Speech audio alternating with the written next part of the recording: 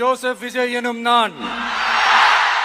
দীর্ঘ প্রতীক্ষার অবসান ঘটিয়ে তামিলনাড়ুর মসনদে বসার পরই একগুচ্ছ বৈপ্লবী ঘোষণা দিয়েছেন টিভিকে প্রধান ও দক্ষিণী মেগাস্টার থালাপতি বিজয়। রোববার সকালে চেন্নাইয়ের জওহরলাল নেহরু স্টেডিয়ামে এক জমকালো অনুষ্ঠানে মুখ্যমন্ত্রী হিসেবে শপথ গ্রহণের পরপরই তিনি তার প্রথম সরকারি আদেশে স্বাক্ষর করেন। শপথ গ্রহণ অনুষ্ঠানে কংগ্রেস নেতা রাহুল গান্ধী সহ রাজনৈতিক মহলের শীর্ষ নেতাদের উপস্থিতিতে বিজয় স্পষ্ট করে দিয়েছেন যে তার সরকার হবে আক্ষরিক অর্থেই সাধারণ মানুষের সরকার।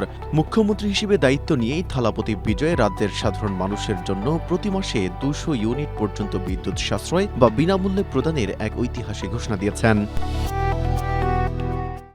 স্ট্রবেরি সুপার ডটেড ও ক্লাসিক ভ্যারিয়েন্টে সেন্সেশন জাগুক শিহরণ। তার উন্নয়ন পরিকল্পনার অন্যতম স্তম্ভ হিসেবে রয়েছে শিক্ষা, স্বাস্থ্য ও বিশুদ্ধ পানীয় জলের মৌলিক অধিকার নিশ্চিত করা।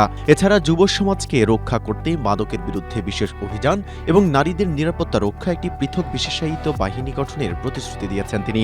বিজয় বলেন, কৃষক ও জেলেরা আমার সরকারের বিশেষ নজরে থাকবেন এবং তাদের ভাগ্য উন্নয়নে সব ধরনের পদক্ষেপ নেওয়া হবে।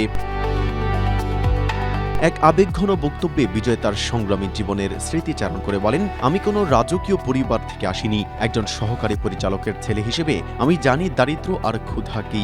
আপনাদের ভালোবাসা আমাকে আজ এই অবস্থানে নিয়ে এসেছে। আমি আপনাদেরই সন্তান। পূর্বতম ডিএমকে সরকারকে ইঙ্গিত করে তিনি অভিযোগ করেন, রাজকোষ খালি করে 10 লাখ কোটি রুপির ঋণের বোঝা রেখে যাওয়া হয়েছে।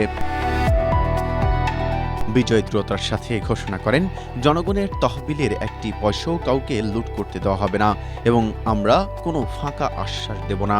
রূপালী পর্দার নায়ক থেকে বাস্তব জীবনের জননায়ক হয়ে ওঠার এই শপথ তামিলনাড়ুর রাজনীতিতে এক নতুন যুগের সূচনা করল। মেহেদী হাসান, এশিয়া পোস্ট।